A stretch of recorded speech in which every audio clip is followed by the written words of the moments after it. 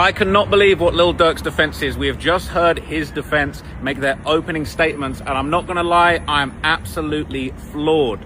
You know what they're trying to do? They're blaming it all on Vonni. Now, I don't know if people are going to go as far as to say that he telling on Vonni, but he basically is blaming everything on Vonni. They're basically making this whole case. They showed the entire opening statement, right? Bear in mind that the prosecution, they showed various pictures, videos, still images of multiple attempts on Quando's life, the actual murder of Lil Pab, the footage of that, footage from Durk's music videos, footage from apparently still images of them when they tried to kill Quando in Waycross, Georgia. It was a whole presentation.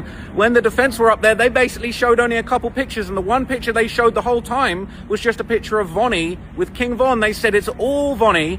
Vonni was King Von's cousin. They said his nickname was Cuz because he was King Von's cousin. His whole identity was based around the fact that he was King Von's cousin, and he was the only one pushing slide for Von. They're all literally directly pointing the finger at Vonni, saying Vonni did it. Vonni's admitting to the government that he did it. He's turned snitch to try and save himself. Durk had nothing to do with it. They're saying that Vonni had the most to gain by sliding for Von. They're saying that Vonni was the guy that was driving the Hellcat away from the scene when King Von got shot. They're saying Vonni tried to speed King Von to the hospital the day that he died. They down near said Vonni was holding King Von in his arms, telling him he loved him before he took him to the hospital the last time they ever spoke. They basically said that it was Vonni that has the motivation to slide. It was all Vonni's idea. Vonni was organizing everything. Vonni got the guns, Vonni got the cars, Vonni got the sliders, Vonni got the killers. He did everything, and Durk did nothing. They're blaming it all on Vonni. I couldn't believe it. Now look, I'm not sure what people are going to categorize this as.